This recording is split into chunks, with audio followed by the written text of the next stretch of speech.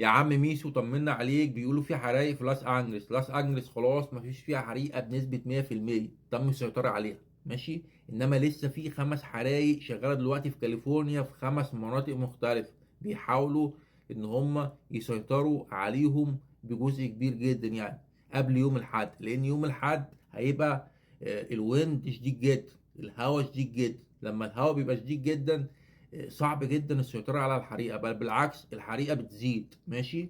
طبعا كده كده مش هيقدروا ان هم يسيطروا على الحريقة في يوم واثنين وثلاثة، هتاخد ايام. ودي مش اول مرة تحصل في كاليفورنيا ماشي. طبعا الضحايا حوالي بتاع 7، وحوالي 10,000 بيت او اكتر. يعني سبب الحريقة ايه؟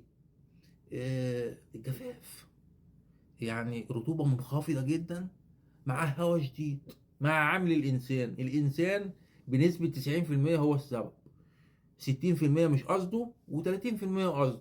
يعني ال 30% دول بقى الناس تعبانة نفسيا يعني، إنما ال 60% بقى واحد مثلا إيه، بيشوي، آه، مولع خشب، فالنار جاية بقى على شجرة بتاع، مع الهواء الشديد خرب الدنيا ماشي. بس كده، مع طبعا ال 10% التانيين عامل الجو بقى وكده يعني.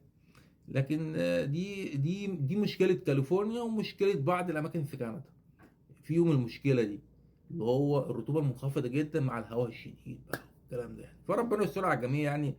وأنا بحبكم جدا جدا، وهوبا إيه يا عمي، السلام عليكم.